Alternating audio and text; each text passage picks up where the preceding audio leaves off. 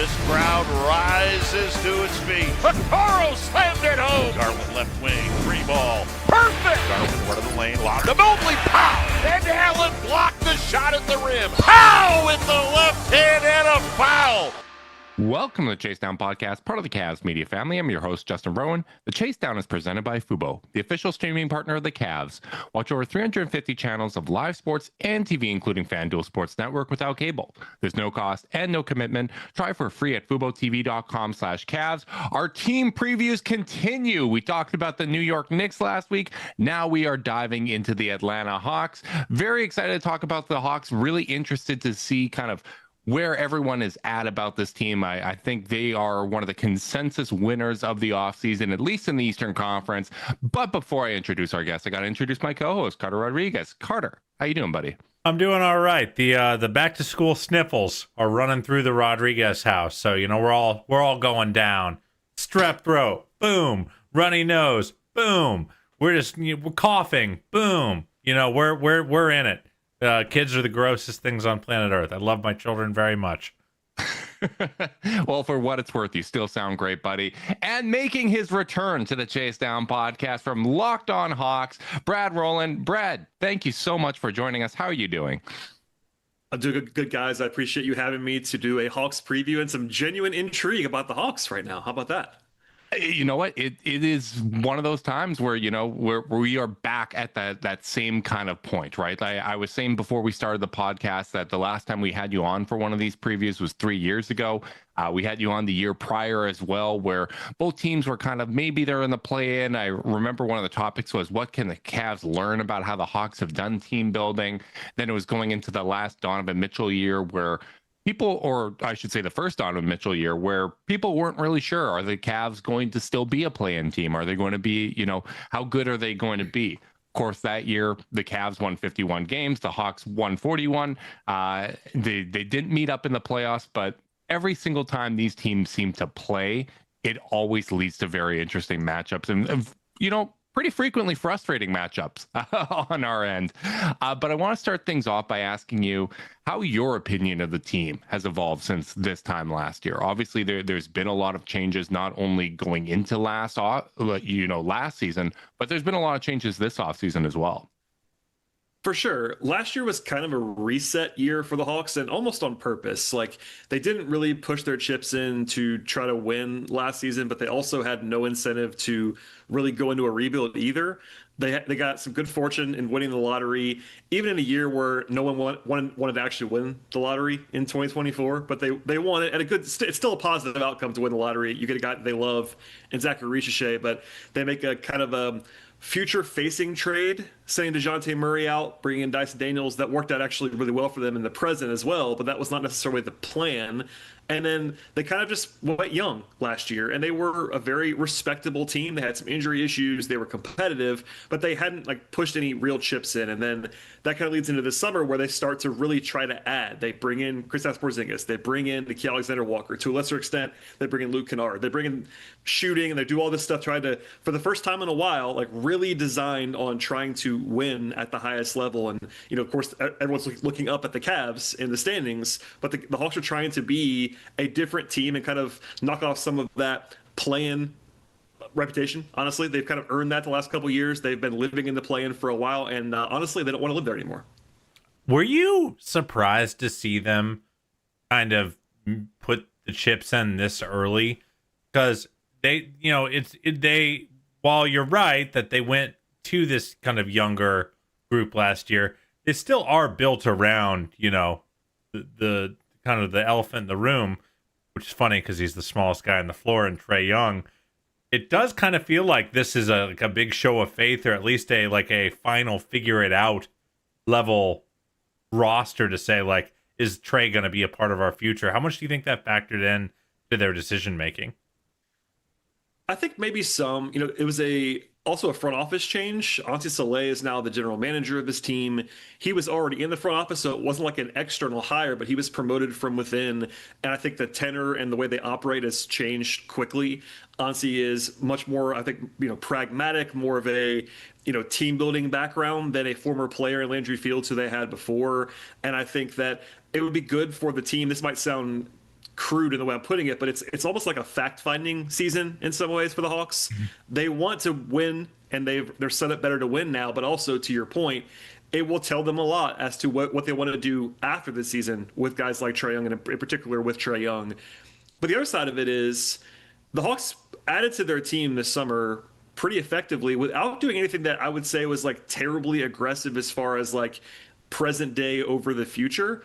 They got Porzingis at a bargain basement price on an expiring contract. So if that doesn't work, they could just kind of get out of it. There's not really any risk with that deal. And Alexander Walker was a mid-level exception contract. That's a modest deal for a guy who's a good role player. They haven't done anything crazy aggressive, which kind of lets them kind of straddle the line a little bit more. They're better, but they're also not in a position yet, which is also goes to the Trae Young factor as well, where they haven't given him an extension yet. They really have a lot of flexibility if they want to have a lot of flexibility. Yeah, it's certainly nothing at the magnitude of, when they traded for DeJounte Murray, right? Where there was a lot of draft capital, swaps, all that kind of thing. It was basically kind of like the Cavs move for Donovan Mitchell. But how much of, having the confidence to, retool around the core how much of that has to do with the emergence of Jaylen Johnson last year? Because obviously, he's coming off an injury and we don't know what he's going to look like at the start of the season. But anytime you kind of have one of your young pieces emerge, it can really have an impact on what your perceived timeline is, right? We saw that with the Cavs where, you kind of assume they draft Evan Mobley, he's raw offensively, it's going to take some time. And, oh, look, we're winning at a 50-win pace when he's on the court as a rookie. How much did Jaylen Johnson's emergence kind of maybe increase the sense of urgency from a team building standpoint for Atlanta? I think it helped them to probably project some pretty strong results in the short term, even while maintaining the flexibility, if that makes sense. Like Jaylen Johnson still, last year was his age 23 season, and he only played half the year, and that gives you a little bit of pause. But when he was playing, he was one of 5 players in the NBA who averaged at least 18 points, at least 10 rebounds, and at least 5 assists per game. Now, those are arbitrary endpoints, cutoffs, and I get all that, but like it's pretty rarefied air to be averaging 18, 10, and 5 in the NBA and doing it at age 23. So that kind of breakout that he was having, ironically, he was not the player on the team that won Most Improved Player. That was Dyson Daniels. So they have that as well. I think Dyson was ahead of schedule, and that maybe feeds into some of this exact same thing. They're very similar in age. Dyson was actually drafted higher than Jaylen was from a different team, but having those cost-controlled, in particular in Jaylen's case, cost-controlled young talent kind of take a step forward allows you to realistically, I would say, not necessarily be a title contender with their current roster, but look yourself in the eye and say, look, we could win 50 games this year without having to go crazy on the margins. And that kind of freedom lets you do a lot of different things. And you don't have that freedom without Jaylen Johnson breaking out last year and I would say in tandem with Dyson Daniels. I would love to drill a little bit further in on the Jaylen Johnson thing, because as you said, no one really saw this level of breakout coming, at least certainly not in Gen Pop NBA fandom. But, going into his injury, a lot of people were saying he was playing the best on the team. Is he the most important Hawk that they need to be building around at this point, or is that still Trae? Yeah, it's so interesting because it is such a small sample of him being that. But given where his age is, you would project it to keep. I always say growth is not linear. You can't just project a straight up arrow. Like it may not always be going up and up and up. But I think he showed enough to where like you could be pretty confident that I'm not saying he's going to be a 7-time All-Star, but like he was already kind of on the fringe All-Star discussion last year in January. I think he probably would have been one. Yeah, he was at least going to be in the discussion when it happened, and then he got hurt. But having that and being 23, and also he is a guy that is just very flexible. Like he scales really well. He's primarily a power forward, but he can play a little bit of the 3. He's a great rebounder. Like he just checks a lot of boxes. I still think Trae is the better player, but I think they are probably maybe more attached to Jaylen, if that makes sense. Like if you did the trade value rankings from the Hawks, I think Jaylen would be ahead of Trae, if that makes sense. Wow. And part of that is because of the reality of the contracts too. Like Jaylen signed long-term. He signed a 5-year extension that was a really, really good price.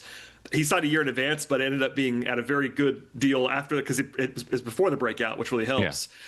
Part of it's also just, how deep the point guard position is in the NBA, right? Like it's not a position of need for a lot of teams. So even if you view Trae Young as, a marginal upgrade to some extent, you might have someone that is maybe not worth, your starting point guard isn't worth attaching multiple first round picks to, or you have someone that's young and you have hopes for what their upside can be. It's just it's a tough position from a trade standpoint to move. Yeah, for sure. And that's part of why he's not been extended yet. We won't go down that rabbit hole too much with Trae, but they know that. I think the Hawks realize, this new front office realizes the dynamics in the market about point guards and where most teams have them that are trying to win already. It's not like that's a huge market thing, but I still think so. Right now, I'd say Trae's the better player. They're probably more committed to Jaylen. That could change if Trae leads them and is the best player on a team that wins 50 games this year. Maybe it shifts a little bit back more towards Trae. And I don't like to go putting them against one another because they also fit really well together. But if you ask me who their guy is that maybe is their most indispensable player or the guy they're most committed to, maybe it's Risha because they just drafted number one overall. But as far as Jaylen Johnson, they love Jaylen Johnson, and with good reason. I think he's shown enough to where no one should be surprised if he's an all-star this season. And if you're doing that at age 23, 24, you're a real guy. Even in I get all the caveats about the Hawks' lack of success in his tenure so far. But if he's that important, and he was their most important plus minus guy last year, I go down the list. He's a really important player that they are definitely all in on. So if you have expectations or, at least a belief that he could be an all-star next season, it sounds like he's expected to hit the ground running next year or, this season. What's kind of the timeline for him coming off a pretty serious injury? Yeah, they're saying all the right things. I mean, even when he had the surgery to clean up his shoulder I think it was late January when he actually had the surgery, they said then the projection, expectation, whatever word you want to use, was training camp being full go. That's still the case now, from what I understand. He's been playing basketball this summer. I'm not 100% sure if he's going to be totally unrestrained on day one of training camp, but I think they are projecting that he will be good to go. No limitations by the time the season starts. And if that's the case, and I think there's no reason for it to not be the case, then hopefully it's not one of those injuries that you would think is going to linger a ton. Obviously, you wouldn't want to have a long-term injury, but it wasn't like a chronic knee thing or, one of those things. He could still stay in shape and all those things too. So I think he'll be his general old self when he comes back. Yeah, the upper body injuries are a little bit better from that standpoint, right? Versus leg, where you, as you said, you can't really do the conditioning and all those important things. Changing it over to the Cavs, we talked about how your opinion of the Hawks has changed from this time last year. How's your opinion of the Cavs changed based on the season they had? Obviously, they exceeded expectations in the regular season and came up short in the playoffs again. Obviously, injuries were a part of it, but it is now part of a larger trend. And I think that's something that, you can relate to, how the Hawks are trying to shake their perception of how the rest of the NBA sees them. Where do you kind of land based on the new information that you got about the Cavs last season? Yeah, I mean, I understand why there would be the reactions to a team that won 64 games going out the way they did, even with the injuries. I kind of get that. But at the same time, my general operating is you can't fake 64 wins. You don't just stumble into 64 wins. You have to be a certain team quality to do that. And I think that was pretty real what we saw. They have a lot of premium talent. It's a very well-coached team as well. I really like what the Cavs have done. I also, it's one of those things where you kind of have to see it in the playoffs before people are going to buy it. I covered a team that you guys saw the Hawks 10 years ago, that 60-win team. We don't have to go through that ground again. Cavs fans, we can if you want. I mean, I always enjoy that. Yeah, I mean, I get it, but I'm not comparing those teams necessarily 1-to-1. But that was a team that was awesome, but they didn't do it in the playoffs, and they didn't disappear, but they kind of regressed the next season. That was that. Now this Cavs team has more star level talent than that Hawks team did, which is certainly encouraging for the Cavs in the short term. I think they are I'm on the outside, but they're clearly the number one team in the East entering the season. I think that's not really up for debate. I know that they were not a conference finalist, but if you ask me who the best team is in the East right now, my answer is Cleveland without really hesitating. But we'll see. I mean, it's a tough spot because not that nothing matters until April, but a lot of it for a lot of people is going to be wake me up in April, because I'd be surprised if they don't win 50-plus games again. And then if that happens, it's all right. Everybody's looking at their watch all right, when's it going to matter again? And that's unfair, It's really hard to win in the NBA, but you guys know as well as I do, that's going to be the perception of many people. That's all very fair, and it's funny. As I was getting ready to ask this question, I was about to ask you for a scouting report on a player that already played for our team in Larry Nance Jr. But hey, I love Larry. For the record, I love Larry. It's been a long journey for Larry since he's been back on the Cavs. Can you give Cavs fans kind of a snapshot of where Larry's game kind of shaped up during his Hawks tenure, and kind of give a sense of the current version of Larry that is joining this Cavs team? Yeah, I know I just said it, but I really love covering Larry. He wasn't there that long. It's only one season, but he was a guy everybody loved. And not only because he's a great guy by all accounts, but he's also a very, very useful basketball player. I know he's on the back end of his career. He's 32 now. He's not the same like nuclear athlete he used to be in LA or even in Cleveland the first time, but his shooting has really developed across the last few years. He shot, I think it was like 44% from three in Atlanta last year. I'm not sure how real that is. I think he'd probably tell you the same thing. I don't think you can make on 44% from three, but certainly a guy who you have to guard defensively. He always makes the right play on offense and defense. He's not going to overwhelm you with physicality, but he can play the four. He can play the five. I think he'll fit well with either Mobley or Allen, which is very helpful for the Cavs. He can play a little bit of center. I think at this point, he is a center probably by trade as like a primary position, but also defensively. I don't know if you want him to be like anchoring your units at center. So honestly, Cleveland's like the perfect spot for him. Like it really is. I said that when he left the Hawks. I thought the Hawks were probably going to bring him back. If, in fact, I know they wanted him back if he wanted to come back. And the one team that scared me the entire time was Cleveland, for obvious reasons. Number one, great basketball fit. Number two, ties to the area, all that stuff, his dad, etc. And then also number three, the Cavs, knowing everyone knows the Cavs will be really good. And that's what happened. That was the one team that was like, oh, you can't really be upset about him going back to Cleveland. But I think he fits basketball-wise super well with Mobley and Allen. And I think that's like a perfect spot for him at this point in time. Like be a fourth big kind of guy who can kind of be malleable, be a great locker room guy, be a good leader, and check a lot of boxes. Yeah. In terms of the center minutes, I think it's basically anytime Tristan Thompson was playing last year, you can now like slot Larry into that. And you know, spot minutes at center, I'm fine with that. You could even maybe supplement that along with Dean Wade, who can occasionally do a good job of rim protection and is a solid rebounder. But he is such a great fit. Like he's someone that we were looking at, you know, basically, I shouldn't say since he left, but at least since Kevin Love left, it felt like, hey, that would be a perfect third big, whether it was as, you know, a trade target, whether that was as a buyout candidate. We were kind of, you know, wish casting that and trying to speak that into the universe that Larry would get bought out from the Hawks. It didn't happen, but definitely really, really excited to have him on. But before we get to, you know, some of the other additions that both of these teams have made, we got to talk about some returning characters. And a returning character for this here podcast is Zoom AI Companion. Only you can do your best work. Zoom AI Companion can help you do the rest, like automatically taking notes, answering meeting questions, and helping you respond to your coworker. Available no additional cost with eligible paid plans. Work happy with Zoom AI Companion. I do need to ask you, not members of the current Hawks, but what was the Karis LeVert and George Niang experience like for you? Do you feel like that is a presence that you're going to miss a little bit going into next season? Did you like what they brought to the table? What was their kind of addition to the team like for you? First and foremost, two just pros. I mean, you guys know that, but like those guys are they're just great. They hit the ground running. They came in. It was a weird spot for the Hawks when that happened. Jaylen Johnson was already hurt. They kind of knew that like the ceiling of the season was kind of gone at that point in time, but they were also still trying to win and trying to make the play and all that stuff. And they came in and really helped them.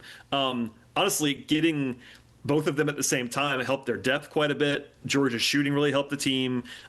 Niang's also just hilarious, which I think everybody appreciates, a little bit of levity at the end of the season. Like he's just a great locker room guy. I was actually not surprised that they made the move they made because it was Porzingis, but I think they were comfortable bringing George back. He was still under contract, and it would have been a very helpful, you know, backup power forward to have on your roster. But he worked out very well. And honestly, I was surprised they didn't end up with Karis back in Atlanta. I think that was my projection the entire time, and I think he was thinking the same thing. I think the way that it broke, it just kind of went a certain way where Nikhil was a little bit of a high priority for the Hawks. And if that hadn't happened, I think Karis would have probably gone back to Atlanta and everybody would have been fine with that. Different players, but he was really helpful for them too. Like secondary ball handler, can shoot a little bit. You guys know, I think his defense has improved so much over the last few seasons. Yeah, he's solid.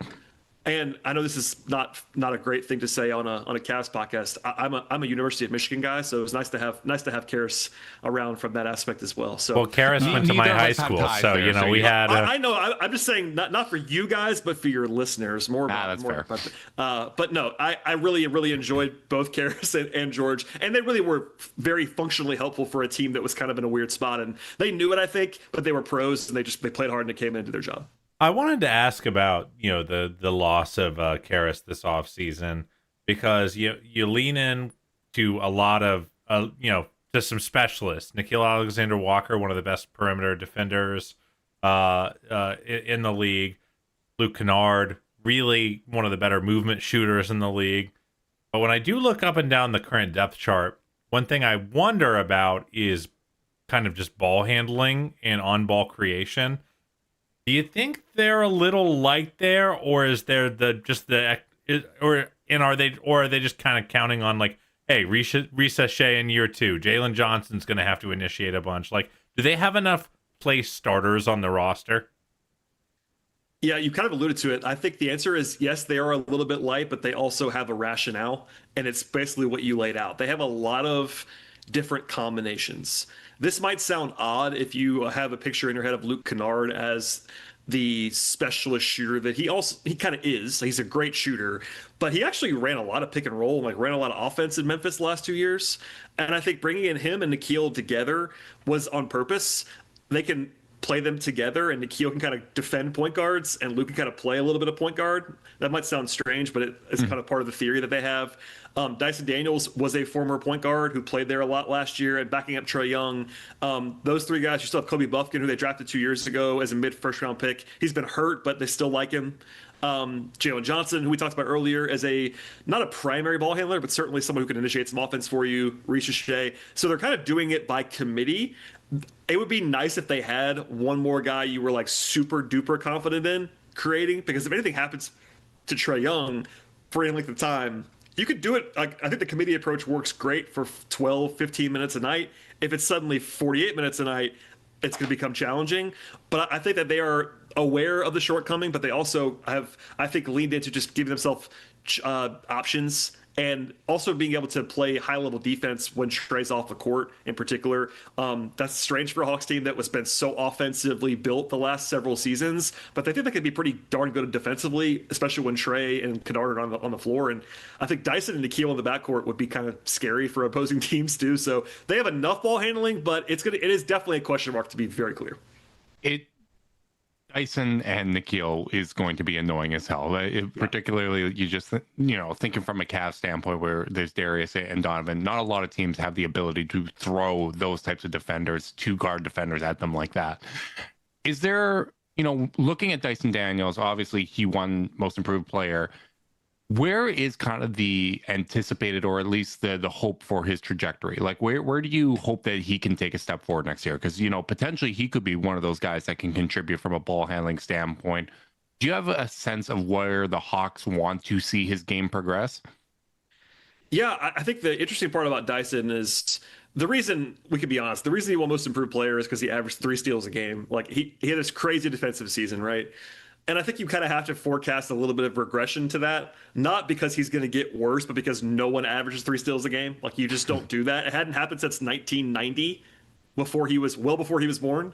So, like, that probably won't happen again. But the other reason why he won, to be fair, was that he made these very, I would say, under-discussed, quiet offensive gains. This is a guy who averaged 14.1 points and 4.4 assists per game last year in a pretty small offensive role. And that's not going to overwhelm you, but I think that he did show a little bit more than people were expecting and remembering. Maybe because he changed teams, people kind of forgot that he was a lottery prospect. Like, he was a potential, like, he went 8th in that draft, and he was potentially going to go even higher than that. And it wasn't only the defense. So I think defensively, it would be hard for him to get better. offensively, I think there is more growth there. The jump shot's what everyone always talks about, and that's for good reason. Like, he's not a great shooter. He has improved there. He shot 34% last year from three. That's totally fine. But a little bit more juice off the dribble, a little bit more confidence with his handle, I think, as he takes more offensive reps as a more primary initiator. The shooting will never be an elite strength of his, but he was a really, really, really good shooter around the rim last year, floater range for a guard. So there's a lot of boxes that you can check. And this seems crazy, but he's only 22 years old, and he just turned 22 in March. Like, he's still on. That feels impossible. Every time I say that to somebody, they're like, wait, how? I promise that it's true. He just turned 22 years old. So he's already had the big leap season, the most improved player season. But offensively, I think there is an underrated amount of growth potential for Dyson. Not to be a star, but like, if you looked up in 2 years and he was averaging 17 and 5 instead of 14 and 4 and was efficient doing it, I wouldn't be surprised by that. And if you have a guy who can do that while playing his defense, like you're talking about like a top 50 player in the league, like he's really, really good already. And the offensive side is where I think there's more for him to grow. Can I ask a bit about the defensive side? I did not watch a ton of Hawks last year, to be you're completely forgiven. frank. I promise you're forgiven for that. Oh, Nobody watched the Hawks last year. The majority of the Cavs games against them came in a 2-day span too. Yeah, so that yeah. And they were pretty eventful games. Yes, they were. They were in November, so it was a long time ago. Whenever you see eye-popping steal numbers like that, the question that you always really should be asking is, how strong are the fundamentals? You know, how good is the actual on-ball defense when teams get smart and stop letting you rip them? Like, what did you see from him, like, on that end of the floor? Like, is he, he was getting Defensive Player of the Year votes. What is the impact like on that end of the floor when he's not getting steals? Yeah, well, two things there. I think that Defensive Player of the Year is tough for me. I'm guard. Yeah, I was going to say, I'm pretty against any guard winning it. I thought Marcus Smart, when he won it, no offense to him, he's a great player. He shouldn't have won it, in my opinion. It was nonsense. It's a safe space on this podcast. Yeah, I figured as much, but I'm just saying, I didn't love that. I thought Dyson was better last year than Smart was when he won it, but I also was totally fine with him not winning it, just to be very clear. I know Hawks fans, I would have understood him winning it because the numbers were so crazy, but I get it. With that said, I'm with you on there are a lot of guys, and I won't name them just to be safe. There are a lot of guys that I would call like steals merchants, where it's like they're gambling a lot, and it's like, okay, I'll use one as an example because he's past his prime now. Russell Westbrook used to be this way, where he'd average 2 steals a game, and it's like, it's not really defensive impact. It's just he's going for a lot of steals. What makes Dyson special, and this is what the Hawks say too, and my eyes agree with it, is that he can create this level of havoc while not gambling as crazily, and also being a really, really good defender in like other ways. He's not just a habit creator. That's what makes him special. Now, it's a split as far as like his isolation defense last year was elite. All the numbers that you could find from Synergy or wherever you like to pull your numbers from, he was fantastic one-on-one last year as a defender, on top of the deflections and the steals. His screen navigation is not the best. Like, Nickeil Alexander-Walker is probably better than him at that on his same team, for example. He's still pretty good at it, but he's not like an elite screen navigator. And he isn't like an elite help defender in the way that a lot of guys would be. They're like, Defensive Player of the Year candidates. Part of that is he's also a guard. Like, guards don't have as many help responsibilities. That's just kind of, and he's not like built like a tank either. He's not like a Drew Holiday. Right. He's really strong, but he is all of 6'7". Like, he's a little bit more wiry than those guys. But I think he checks a ton of boxes. I also think it's worth saying out loud, he literally had the largest steals lead in the history of the NBA last year. The gap was the biggest that's ever been in any season in the history of the league, which is great. That's not going to happen again. But I think he's not a steals merchant. That's the short version, is that he is really good at the other stuff. You can debate how good he is. There are guys who I think are better. If you just took the havoc creation out, which you shouldn't do, yeah, there are guys who are better down-to-down defenders than Dyson in the backcourt. But when you throw in the deflections and the steals, he also led the league in the deflections by a comical amount too. It wasn't just the steals. So yeah, the answer is that he's still really, really, really good. He's not as good at everything else, but there are strengths. The havoc creation is so important. One of the things Carter and I have talked about is how we felt that the Cavs could try to do that more with some of their guys, right? Like that they too rely on that base coverage a little too frequently, and it doesn't really take teams out of their strength. It doesn't make teams feel uncomfortable. And I think we have seen havoc creators like a Dyson Daniel or, Nemhard with Indiana make the Cavs uncomfortable and, get them out of their offensive rhythm. When you look at this year's Hawks and this year's Cavs, is that one of the areas that you feel the Hawks have an advantage of in terms of a matchup with the Cavs? Where do you kind of feel like those advantages lie with Atlanta, where you say we could make Cleveland work in this way? Yeah, I think that's one of them. You alluded to one earlier where they have the kind of, Trae Young is the dynamic here. I'm not ignoring it, I promise, but they do have the personnel to make life a little bit difficult on Donovan and Darius because they have Nikhil and Dyson.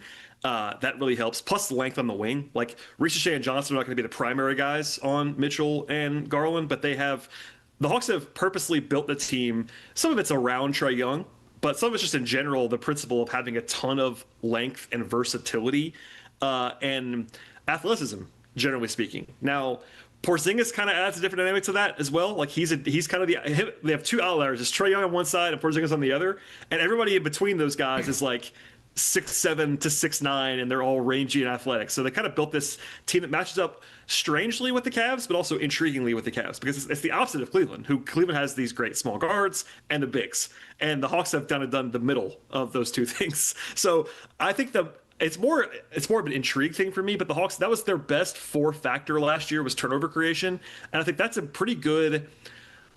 You don't want to rely on it every single day, but it can kind of level the playing field a little bit if you're able to win the turnover battle, win the possession battle, as an area where I think they could be pretty intriguing against a team like Cleveland, who isn't elite in that category necessarily. The Cavs were so dominant as a shooting team, both in percentage, efficiency, all those things. That was their superpower last year. If the Hawks can make the position battle swing their way, that would be maybe an area where they could find some growth against Cleveland and just having general versatility. Plus, they have some big lineups too. To match, speaking of Cleveland's bigs, they have the ability to throw two of Johnson, Okongwu, and Porzingis out there all the time in a playoff game. That would not necessarily neutralize Mobley and Allen, but be very helpful. It's funny when you mention, the ability to throw a Daniels and a Alexander Walker at the backcourt. The question is always going to be, where do you hide Trae Young? And I do imagine that the Hawks would try to put Trae as far away from that backcourt as possible, and it makes the DeAndre Hunter trade all the more interesting. In a Hawks series where, like, you might be able to get, in the old days you were probably able to get away with Trae on Isaac Okoro. Yeah, back in the play-in, and you weren't thrilled about it, but you could probably get him on Max Strus. The math probably tilts the wrong direction if it's DeAndre Hunter at the 3 with Trae Young guarding him, especially with Hunter's very sneaky, underrated post game. How much do you think he kind of factors into messing that up in terms of providing that hiding spot? No, it definitely does. And I started before we started talking. I knew we were going to talk about this at some point probably, and thinking about a playoff series and in a regular season game. There's places to put Trae still. Sam Merrill would be a place you put him probably. He has defended Max Strus a lot back to Miami. Like that was a place that they would put Trae against Miami back in the day. But Hunter is a guy who could, I think, of course, would be very familiar with Trae from their time together, but also just skill set wise, he could just shoot over him. We understand that. Like Hunter has his weaknesses, but he certainly is not afraid to shoot over a smaller defender, and he has the high release and all those things, and just the physicality advantage he would have. So yeah, I would be fascinated. I kind of hope we see it this year. I would be fascinated to see both teams at full strength, what they would do. What it would just be like, okay, Trae, you have to guard Darius Garland. You're just going to have to defend Darius, and that wouldn't go well, I don't think. But that's maybe what you'd have to end up doing if Hunter is going to beat you like that. Or if it's Strus, I wouldn't be as worried. I think Hunter has the ability, to your point, to kind of make that unlivable. But also on the other end, like it's playoff matchups they're always about matchups like this. But that's the nature of building with Trae, is that you get in a series where like, oh, we have nowhere to put him, and Cleveland is probably the shining example of that in the league right now. Maybe you could say New York. because they have Anunoby and Bridges and Brunson. It's kind of similar. Like, all right, where do you put him? But if Josh Hart's playing for the Knicks, you probably could stick around Josh Hart and like kind of get away with it a little bit. Yeah. And also, like, it's not like OG or Mikhail have a lot of like off the dribble juice. Yeah, I think Bridges would just shoot over him, which is kind of but same thing Hunter would do, to be honest. Yeah. So fair. But that's the nature of high level basketball in a playoff series. And look, when the Hawks made their one playoff run, Trey was able to at least live against teams that had like that Milwaukee team that had Drew, Middleton. Like they were able to make it work. They lost those battles, but he has to be so good on the other end of the floor that you get some of that stuff back, and that's the nature. I'd be intrigued by the chess match to be sure on both ends of the floor. And there's always, and this is a thing Cavs fans are very used to, and something Justin and I have talked about a lot, is sometimes having that big, glaring small guard gets teams to break their offense and work too hard to attack those mismatches. So, it's not just as simple as putting a height and an overall rating in 2K next to each other. Like, there is like an alchemy here, and like maybe it's not the best in a series for against the Hawks for DeAndre Hunter to take 23 field goal attempts. Maybe it is, but like that won't be the way they get there. So, or I doubt that will be the way they get into a deep playoff run. So it's an interesting conundrum, to be sure. Yeah, I honestly find the matchup between these teams really interesting because Cavs have had, games have gone very sideways against the Hawks the last couple of years. No matter how good the Cavs are and no matter, where the Hawks are in the standings, these teams always seem to play each other really tightly. Didn't help last year. As I said, those two games came in basically a 2-day span. I think Donovan Mitchell was battling the flu at the time. And there is nobody that I would like to play against less battling the flu than Dyson Daniels. Like that, it is not a surprise he shot like 7 of 50 or something in those games. But the other added element to this now is Kristaps Porzingis. And it's really, really interesting because Evan Mobley has always struggled individually to score against Kristaps Porzingis. That has been a really, really tough matchup for him. Weirdly enough, those 2 years that he was with Boston, the Cavs won the Porzingis minutes when he was on the court, but Evan Mobley was out there struggling, offensively. What do you think Porzingis brings to this matchup, and do you feel like that is a potential strength in a matchup against the Cavs? Yeah, I hadn't dug in a ton on that individual matchup, but I had a feeling you guys would know more than I would about the history of Mobley and Porzingis, given that you've watched all the matchups. That doesn't stun me. Porzingis, look, I don't mean this to be this simple. He's large. He's massive. He really is. Yeah. He's absolutely massive. And it's absurd how large that man is. He's absolutely massive. And he could be beaten on the perimeter. Like he's not the greatest athlete in the world by NBA standards, but when you're 7'3", if you use it properly, you could just be a deterrent at the rim. And the Hawks, I'm more intrigued because I haven't seen it with the Hawks yet, but also they've had nobody like this in the entire time I've been covering the team. And I'm not saying that in a fun. I've been covering the team for a decade plus. They've had no one like this, even defensively. Now, his offense is another story, but even defensively, they've had some super high-level centers. Al Horford, Prime Capella, those guys were awesome, even defensively. But they were 6'9", 6'10". Right. This is a 7'3" guy who is like a primary rim protector, and not an elite one, but a guy who's going to be a deterrent at the rim. So I think just having the sheer size will help, especially against a team like Cleveland that has the two real bigs. And then having the change up of Okongwu too, like another who's a guy who I get frustrated because people always talk about how he's like more of a forward. No, he's a center. He's been a center his entire life. He just happens to be 6'8". I get it. He's still a center. But having we went through that with Tristan Thompson. Carter and I loved Okongwu going in the draft, and that was our comparison, right? We were like 6'8", 6'9". I understand that's the height, but he's a center. He's a center defensively. He's mobile. He's awesome. We really like him.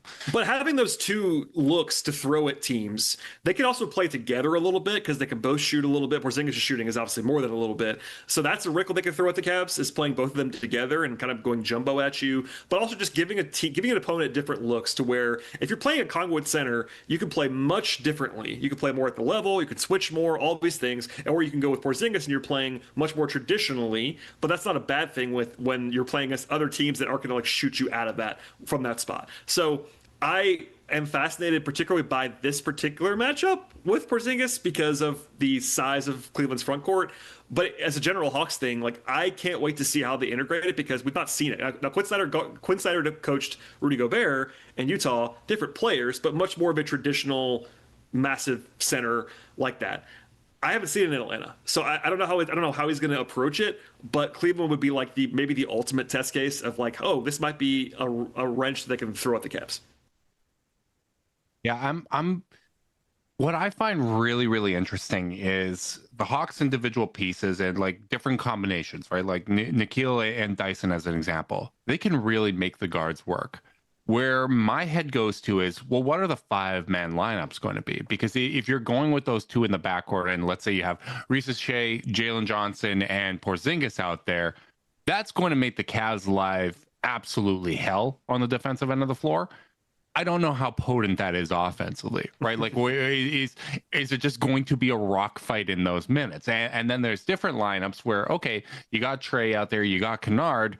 That's a lot of food. That's a lot, for the Cavs to attack. Who do you think starts for Atlanta, and how do you feel about basically how they can balance a rotation? Is there a piece that's missing to you that you say, if they had this guy coming in, if they had this archetype coming in off the bench, we could have a better functioning 10-man, 9-man rotation over the course of a season? Yes, I'll start with who starts. I think that there are 4 spots that I'm very confident about in the starting lineup, and one that I'm a little bit less confident about. I think Trey, of course, is going to start. I think Dyson will start.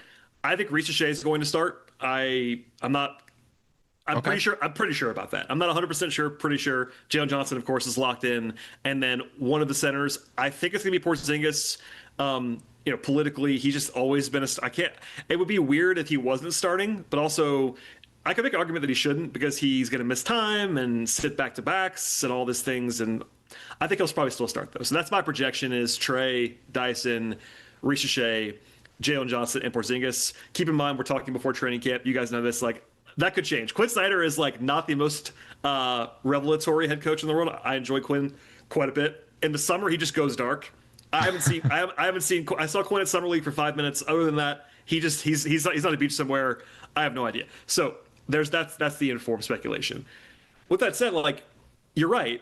One of the big questions about this Hawks team is like, okay, put together a 5-man lineup. That's like, who's your closing lineup? And for me, it's going to be matchup based. Clearly, Trae Young is going to close every game for the Hawks. Maybe on a defense-only possession, he would be off the court, but as far as a general closing possession, it's going to be Trae Young. But in a playoff series, I don't think you can get away with playing Trae Young and Luke Kennard together, for example. I don't think that's not tenable in a playoff series, I don't think. Maybe I'll be wrong. I don't think so. They have leaned in. I think last year, for the first time, one of my pet projects has always been, okay, when Trae's off the floor, it's always been this perennial question. How do you score when Trae is off the court? And they've always failed it. They failed it for years. Even with DeJounte Murray, they were still failing it. They had never been able to solve it. So I said, almost stop trying to score. Obviously, that's simplistic, but turn it into a rock fight. Like, do that. Play defensive lineups where you want to have a 105 defensive rating and a 105 offensive rating in these minutes and make it hideous. And last year they finally did that. And it still wasn't great. They still had like a -3 net rating with Trae off the floor, but that's not a disaster. Like, that's bad, but it's not like where it used to be, where it was -10, -11. And they did it by upping the defense. And I think this year it's very easy to see how that would happen. If you play 2 of Bufkin, Daniels, and Alexander Walker in the backcourt together, that's going to be good defensively. And you could probably say with a straight face, you have enough to be non-embarrassing offensively with a second-year Shea, Johnson, and particularly with Porzingis as a secondary creator, maybe a primary creator in those lineups. Like, hey, for the ball to Kristaps, he's used to this, operate that way. So there's that change up. But I think, again, I don't want to overstate it too much, but there's enough flexibility where I think there's really only 2, maybe 2.5 guys who are like guaranteed to close every game for the Hawks. I think it's Trae Young, Jaylen Johnson, and that might be it. A lot of nights it'll be Porzingis. He's their third best player or second best player, I think. But he's also kind of an interesting player. If he doesn't have it one night, he can be a liability because he is kind of clunky sometimes. Yeah. Dyson Daniels was awesome last year. Checks out to, when the shot isn't falling. Yeah. That too. Dyson Daniels was awesome last year, but I could see a scenario at least where if his shot's not falling and teams are ignoring him, he might be played off the floor in a late game situation offensively in favor of Nikhil, because now they have a real option in Nikhil Alexander Walker to play over him. I'm not saying it's going to happen, but it's possible to me. Shea, I love him. but second year guy, we don't know what's going to be like. So they could be playing Alexander Walker in that spot. So they have a lot of flexibility. They're a lot less locked in than most teams are in September to what they will close with. And I'm actually intrigued by that. It's not like the most revelatory answer in the world, but they have combinations, but not one that's like, oh, this is the Valhalla of lineups. I don't really see that yet on paper. We're the nuance podcast. We rarely get a straight answer out of either of us. So, that answer is perfect. I'm perfect. It's given me a lot to chew on. I wasn't sure. Hey, when you said 4 and you said Reese Shea first, I was like, oh, is he going to bring Jaylen Johnson in off the bench? Is that going to be, Jaylen's uber locked in. That's like Jaylen and Shea are like the guys that are like super duper. I would have guessed it was Porzingis and Reese Shea was going to be the wild card, but I'm very, very intrigued by that answer. Reese Shea is so fascinating to me. I feel like there's never been a first overall pick with less press in my adult life. Oh, because it's not even like negative press. It's just not. He's not covered. I mean, the number 1 overall pick in the 2 play-in games shot a combined 3 of 21 from the field, and I just found out about it 2 seconds ago, pulling up his game log. Yeah, no, you're right. You're 100% right. I think it's a combination of multiple factors. One of them is that all anyone could say about that draft is how bad it is. Even the casuals were like, there's no superstar on this draft. Everyone knew that. That's the one thing everybody knew. And by the way, I covered the draft a lot. That was mostly true. There wasn't a number 1 guy in that class. A traditional, what you would envision as a number 1 overall pick, didn't exist in that draft. Somebody had to go one, and ended up being Reese Shea. Also, not to play into it too much, the Hawks are not discussed nationally, guys. I mean, they're just not. They're not. Even they have to force their way in. The only times the Hawks have ever been discussed nationally are when they go undefeated for a month in 2015. They got some press then, 10 years ago. When Trae Young goes to Madison Square Garden, they get talked about for that game every once in a while when he bows.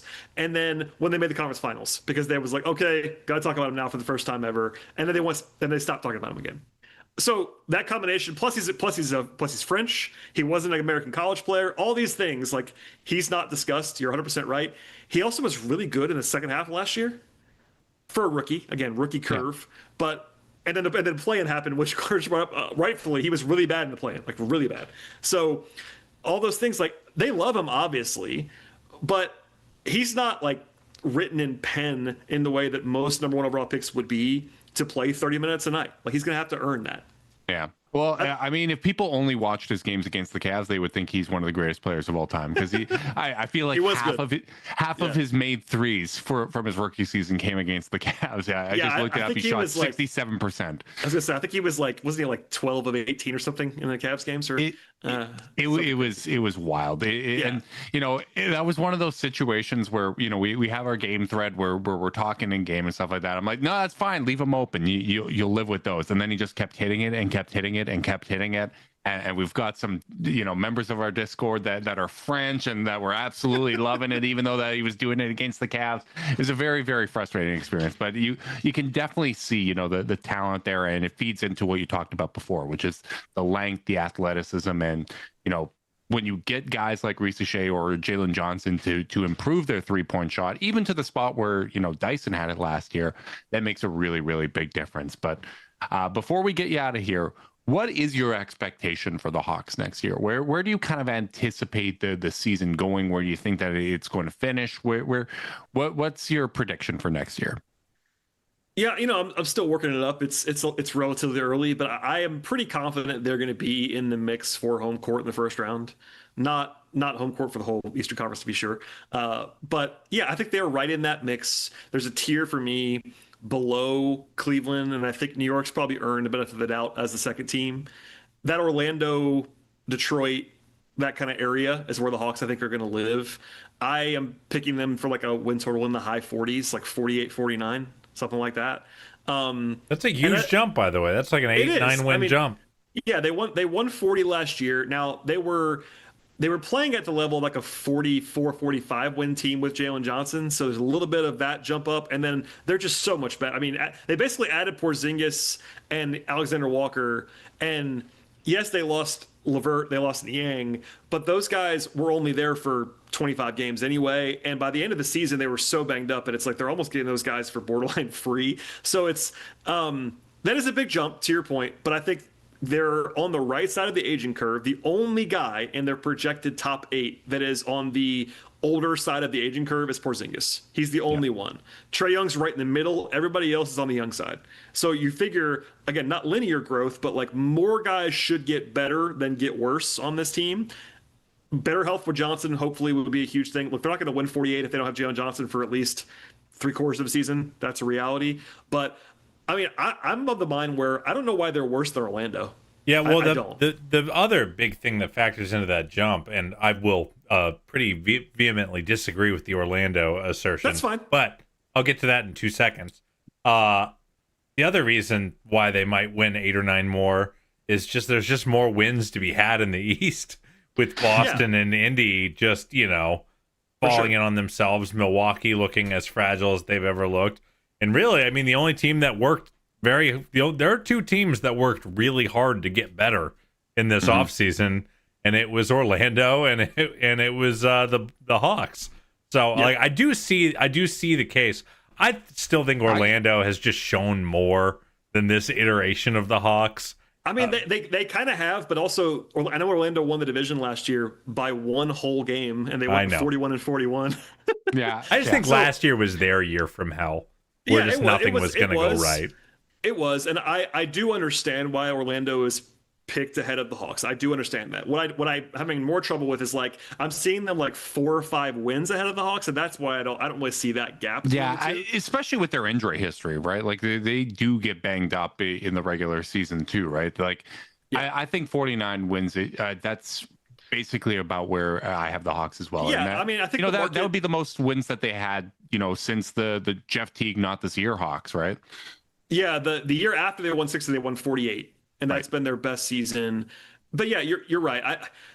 My final prediction is probably going to be 48 or 49. I think the market and some of the other projections have them like 46.5, 47. Like that's not crazy. I think their floor is still, health permitting. Everyone's floor is lower than they say it is, right? If somebody gets hurt but like realistic floor, I mean, I'd be surprised if they were in the play-in again. I really would. Like, unless Trae Young goes down, I don't really see them going in the back. I would be shocked. I think the 8th seed in the East is going to be bad. I think it's going to be a really bad team. Given this East, like there's only so many teams that I like, and they are one of them, I think. And on the ceiling side, I mean, yeah, I would have a hard time seeing them get above the low 50s. But they could get to the low 50s. That wouldn't stun me at all. I think honestly, I'm not trying to butter you guys up on this podcast. I don't really see a path for anyone other than the Cavs to win more than like 54. They're the only team I can see that can get to that next. Really? Because New York won 51. The Knicks were about there, and I just feel like with the East being banged up, I can see. But the Knicks had like decent. Like they nothing really went terribly wrong for the Knicks last year. Would they win 52, 51? Brunson missed like 2 months. I don't know. He did. Yeah, that's a blessing in disguise, though. Well, I want to ask you. Yeah. You were talking about ceiling, and like regular season ceiling is one thing, but a big thing about the Celtics and the Pacers not really being players is that everyone's odds for dreaming big kind of go up. 20%, and no one's picking the Cavs to be the runaway finals favorite in the East prior to those injuries, and similarly, I don't think anyone was considering Atlanta, even if they'd made these moves. I don't think people would be considering them, one of the best teams in the East, in that upper echelon if Indy and Boston are intact. So, what percent chance would you give for the Hawks to make a surprise run, beat and make their way to the finals? So what percentage chance do I have to win the East, like actually make it to the finals? Yeah. I will say 5 to 10%. That's a pretty darn good percent chance. Yeah, I mean, and I'm to your point, it would probably be lower. It would definitely be lower in most situations, but I'm a little bit. I'm not a huge believer in the Knicks in a playoff setting.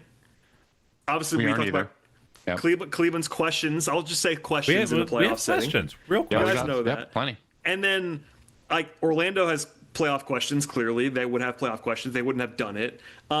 So yeah, I think it is more open. I think making the conference finals is like a realistic goal for the Hawks, not a projection, but a realistic goal. That's like, hey. I think it's important to distinguish between goals and expectations because those are Right. And that's very why I often said that. not the same thing. Yeah, I think their expectation should be top 4 or 5 in the East. That's why I think if you're going in that, obviously the team's going to want to aim higher than that. But if you're trying to say, all right, if you're Ansi Saleh, if you're the GM of the team, and you should say, look, if we're the 4 seed in the East this year, we had a really good season. Yeah. So make the second round, basically, right? Like if you're a home court team, your goal should be make the second round. And if you don't make the second round, maybe there's a reason for it. But like if you're losing in the first round and there isn't an injury or something like that explains why, it would be a mild disappointment to me. But just don't be in the play. I mean, the play-in's like the no-go zone. You can't be in the play-in again. That's the expectation. But as far as like goals are concerned, I do think that it would be very realistic, and I'll say this on my show too, to make the conference finals. Like that's a higher end goal for sure, but it's not crazy given the state of the East. I totally agree. I think that's what makes the East so exciting this year. I do feel like it is pretty open. Like I look at the Cavs, they have absolutely everything you'd need on paper to be a title contender. But what we've seen the last couple of years, just from even a durability standpoint, from an execution standpoint, there's no puffing out my chest, in this offseason, right? Like we're going to need to see them actually put it all together. And if they do, I feel like this team can win a championship.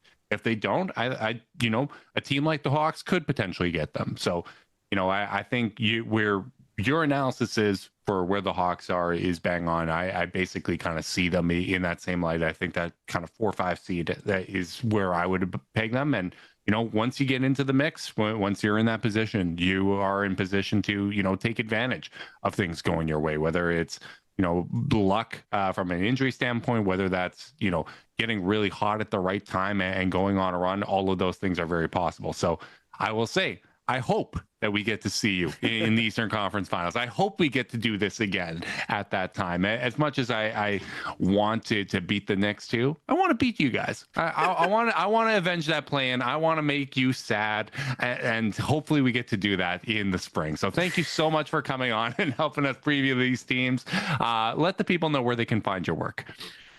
Listen, I just want to say the recent history of Cavs Hawks in the playoffs. I know there's a play-in thing, but come on, guys, it's been Cavs dominance against the Hawks in the playoffs for the most recent. Justin is not giving. He's not going to give you nothing. Justin's mean-spirited. I get it. I am spiteful. That hurts stays. That hurt stays more than the joy, and it's a character flaw, but it is what I am. I had to say that because famously LeBron has never lost a playoff game to the Atlanta Hawks. Moving on, you can find me if you'd like to. I cover the Hawks. I cover the Hawks all the time, but my podcast is called Locked On Hawks, 5 days a week. You can find anywhere you get podcasts. I am at BT Rowland on X/Twitter and also Blue Sky and also on Patreon. Those are all the places you can find me. If it's somewhere else, I will have linked it on those places. But I appreciate you guys having me. Right on. Thank you so much. Really, really appreciate you, and appreciate everyone tuning in as well. Make sure you guys like and subscribe. Click that notification bell so you know when we're going live. If you're listening via podcast and you want to support us, leave us a rating, leave a review, subscribe, unsubscribe, resubscribe, and help cook those books. If you want to be part of Chasedown's exclusive Discord chat, send a screenshot of that review to chasedownpod@gmail.com. However you choose to support us, we really do appreciate it. Make sure you guys are staying safe out there. Until next time, go Cavs.